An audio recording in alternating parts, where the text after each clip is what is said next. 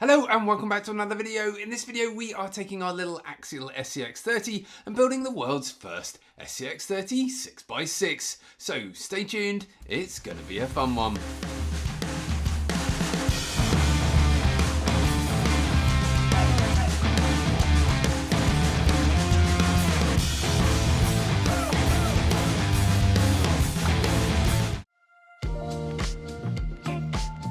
Now at the heart of any 6x6 build has to be the axles. The moment I saw the Hobby Details axles with that exposed rear bearing, I knew they'll be perfect for a 6x6.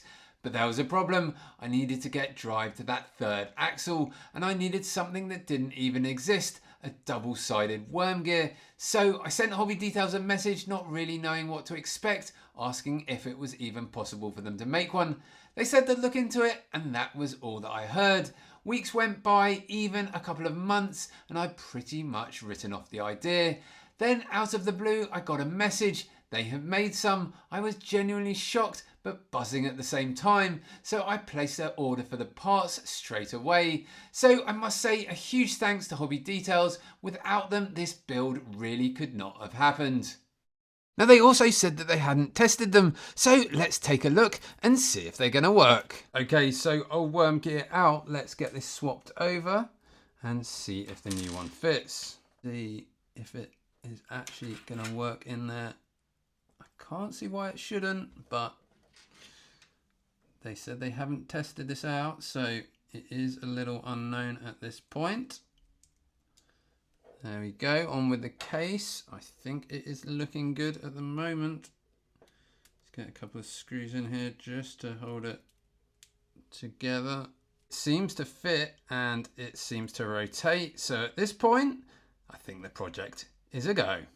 Now while the axles are the heart of the build, I am going to need a few more pieces to complete this project. And by a few, I mean a lot.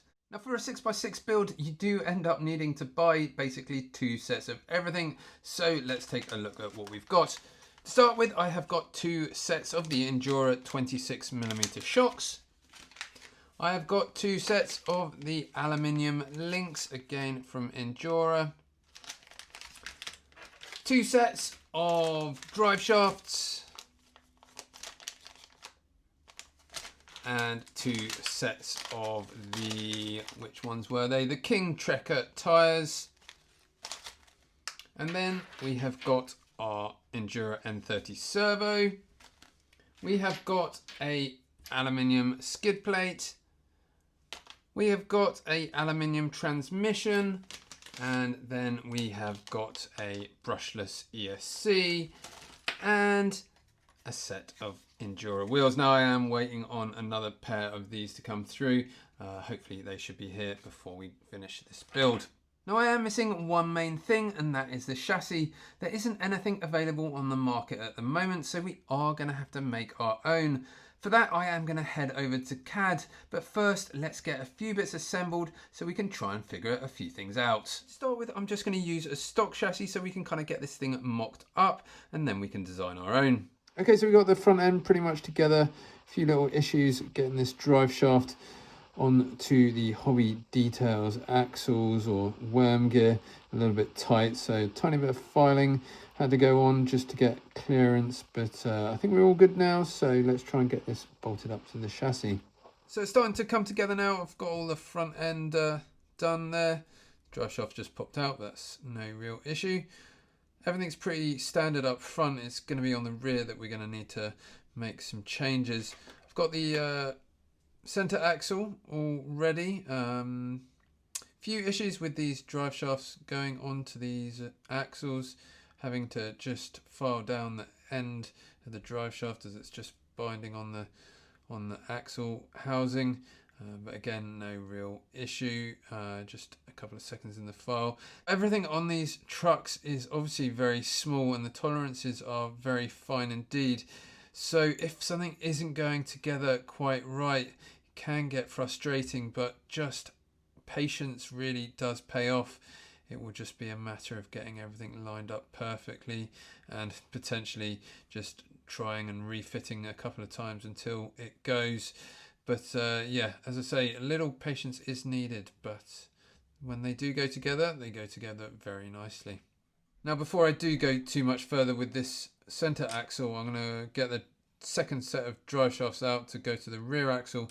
Just have a little play around with those. I think I'm going to be using the shorter one of the two, and yeah, hopefully that will work out. So now just getting the links onto this middle axle. Now these are pretty fiddly to do. Those tiny little O-rings do take a bit of work just to get them on. I end up using that little hook down the bottom there just to help get them in the right place. But yeah, we are making progress. Okay, so that's the rest of the links now onto the rear axles. Time to get them bolted up to the chassis and to see how we can get it to work. So that is the front and center axle all mounted up. I think I'm going to pop a couple of pairs of shocks on here just to hold everything together roughly in the right place, and then we can take a look at that rear axle. I think that's about as far as we can get with what we've got at the moment. Next step really is going to be making this chassis, so I've got somewhere to mount up those links and likewise get some rear shocks mounted up. So let's head on over to CAD and see what we can come up with. Okay, so we are making progress. This is the first go I've had at drawing the chassis. I'm not sure if everything's quite right at the moment, but just really a bit of a mock-up that I can print out, offer it up to the stock one and see what it looks like. So here's the chassis all printed out. However, unfortunately, when I go to offer it up, I can quite clearly see I've made a few mistakes. So back to CAD, check a few of those dimensions and then have another go. Right, on to iteration number 2. Done a few tweaks on CAD, printed it back out again, and we are definitely getting closer. So there's a lot of numbers which change things up. As you can see, it's not perfect at the moment, but yeah, we are making progress. So same thing again, back onto CAD, a few more tweaks, print it out, test, see what happens. Okay, so it's a couple of days later and I think I'm on now iteration number 5. Still just been trying to get everything as close to the stock layout as possible and in the right place. However, as you can see, I have forgotten to check one thing, and that is the clearance between the transmission and the frame. So back onto CAD, iteration number 6. Let's get it done and print it out. Okay, so I'm hoping this is the final version. It has just come straight off the printer. There's a bit of a brim to remove. My printer does an alright job, not the best, but it should be fine for what we need.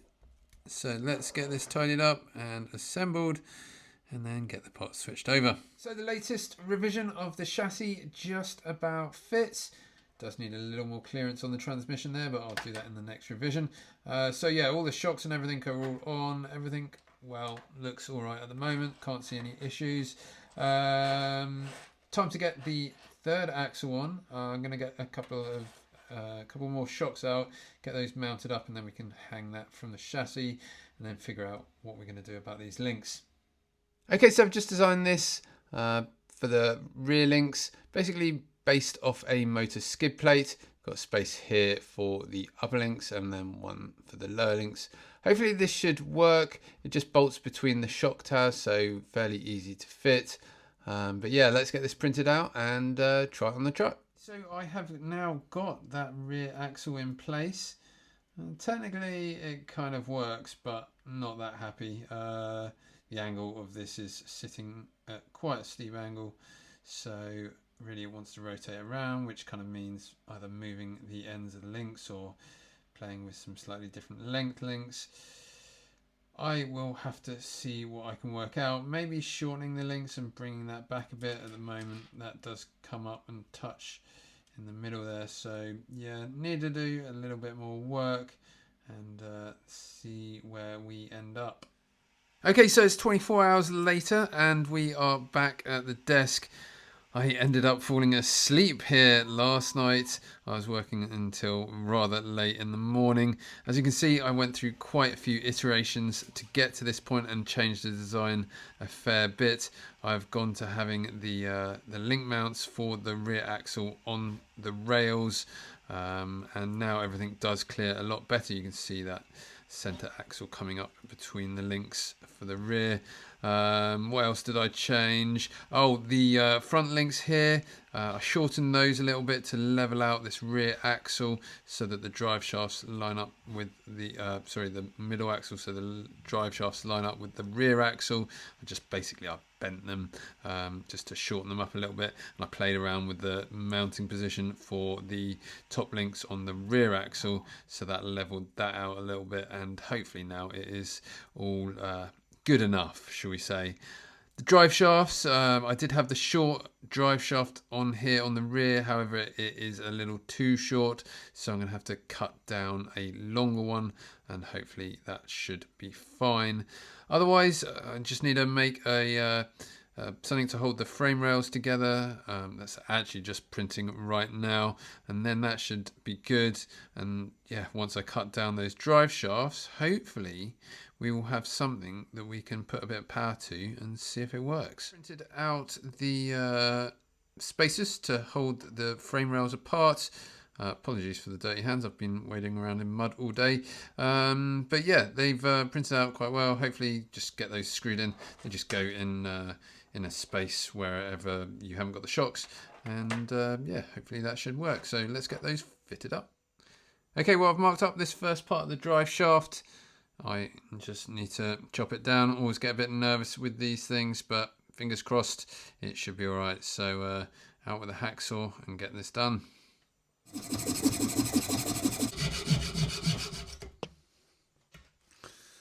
Well, there we go.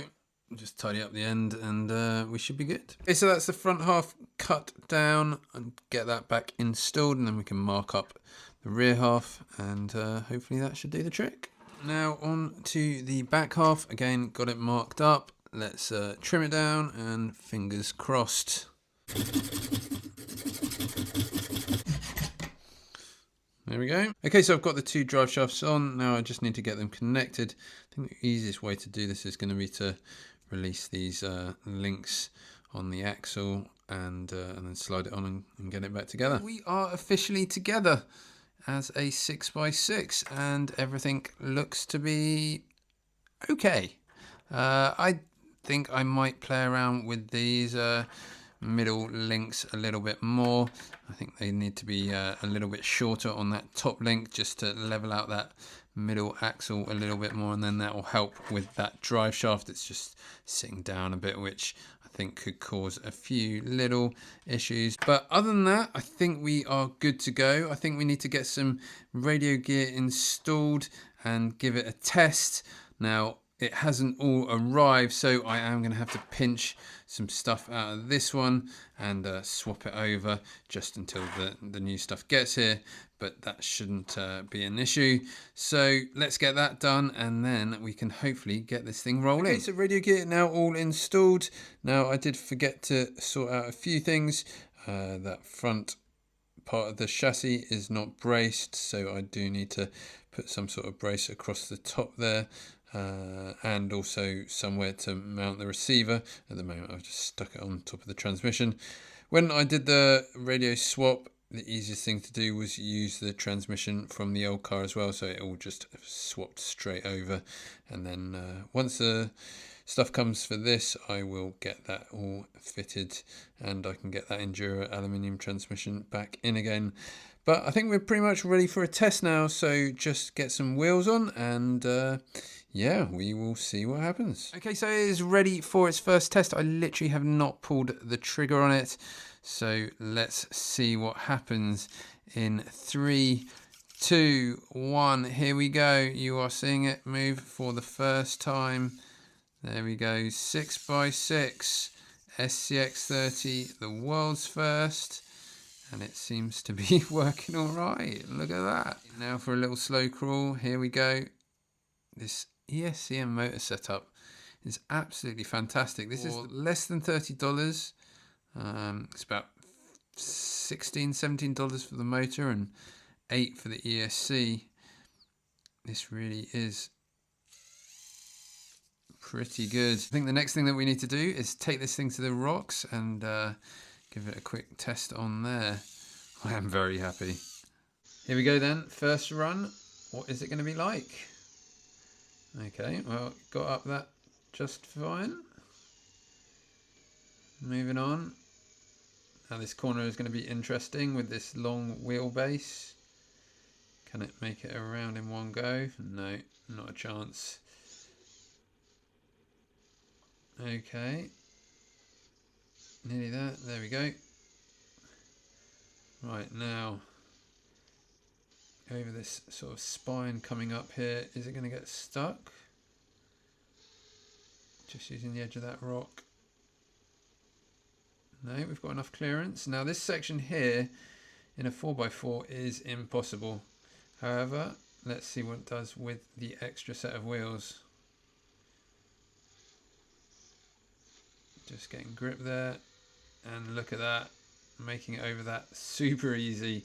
As I say, that is impossible with a 4x4. Okay, now for a little descent. Coming down here.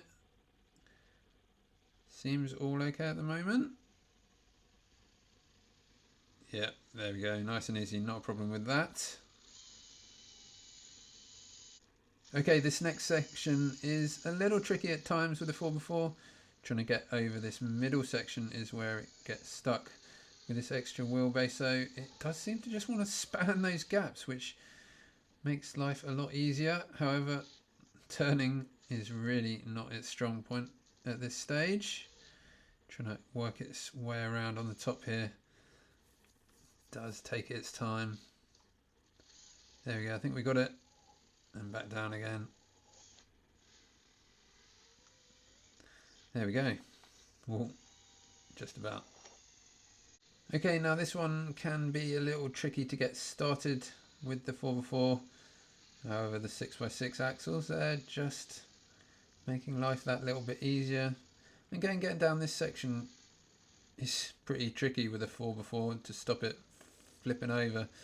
There you go, we make it down there without any issues.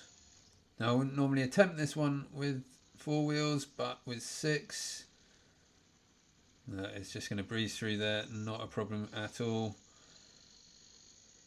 Easy stuff. Let's try and find some more lines. Okay, this is another line that I haven't been able to do with 4 wheels. It just gets stuck too many times, or you end up sliding off. Can we get up here though with this new truck? 6 wheels doesn't always make it easier. I've been driving a 6-wheeler for a good number of years and I know them pretty well, and they do tend to cause quite a few issues when you wouldn't expect. It is not an easy ride all the way, as you can see here. That turning circle really not all that great, and that trying to get that front end up the hill, you're looking for grip wherever you can find it. I think that's where maybe a little more weight up front will help. Here we go. I think we're getting around now. There we go. Up there. Maybe use the wall a little bit here just to help ride ourselves around this corner. And can we now span that gap? Hopefully that extra axle will help us out. And can we do it? Yes, I think we've got it. I think we've got it. There we go. Great stuff. As I say, never done this with a 4-wheeler. Right, now this last little corner.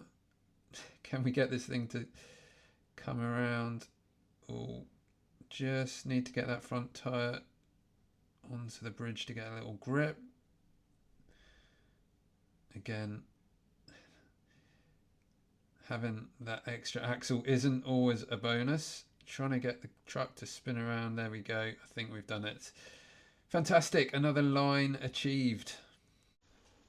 Okay, on to this next climb. Now this one isn't normally a problem. However, it's not the first time that a 6x6 has caught me out. There we go. I think we're just about over that. All good there. And this one's another super tricky one and almost impossible with just 4 wheels.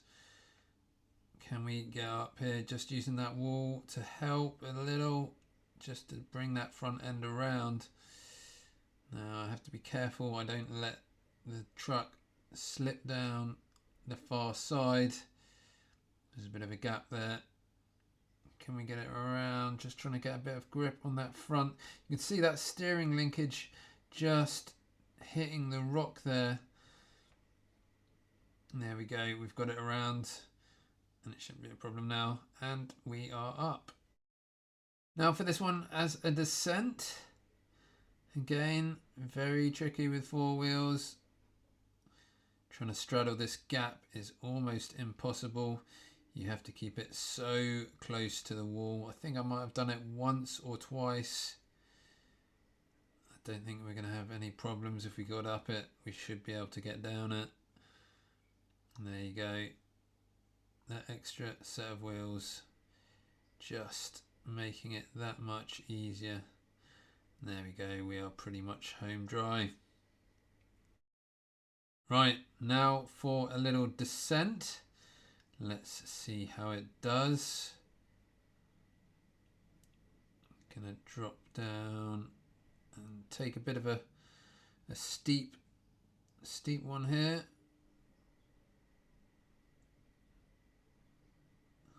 Let's drop straight over this edge.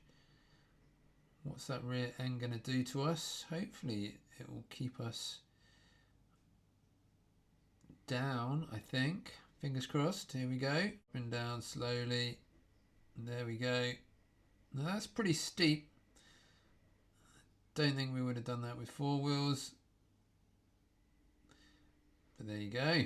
Now you can see here on the flat, that front end does like to push in the turns. Now it's a bit of a sort of common thing with 6-wheelers to do this, having all those wheels pushing straight forwards and no differentials. However, I think a little more weight on the front axle will help. I'm not sure that these axles have quite the turning that the Enduro axles do, but yeah, we'll have a little play around with that and hopefully we can improve it a little further. I'm pretty happy with the way that the chassis has worked out. However, there are still a few tweaks that I want to do. I want to narrow it up just a little bit more, and I need to come up with some sort of brace for the front end here and a way to mount the body, and then potentially we could cut this out of carbon fibre as well. I think the rear end could still do with a little work as well. That rear drive shaft just a hair long, so I do need to take a little more off that. The rear upper links as well, a little on the long side. I think if we shorten those, it will get that rear worm gear to sit a little flatter, and in turn that will help the drive shaft as well. Now the Hobby Details axles did perform pretty well. I didn't have any major issues with them. The only thing that I would say is that front steering linkage does sit quite far forward. So running these 36mm tyres, I did find that it hung up on the rocks a little more than I would like. So perhaps running a slightly larger tyre would help. Now the last of the parts have only just arrived, so you're going to have to wait for the next episode to see what we do with those. Once again, a huge shout out to Hobby Details for making this possible, and then to Enduro for supplying a lot of the other parts for this build. I will leave a link in the description where you can get 5% off your next Enduro order from their website. So there you have it, the world's first SCX30 6x6. If you've got any questions, please drop them down in the comments below. I read every single one, and let me know, would you take on a build like this? If you enjoyed this video, smash that like button, hit subscribe and turn on the notifications so you don't miss part 2, where we're going to make this truck even better. But for now, thank you very much for watching. I will see you in the next one.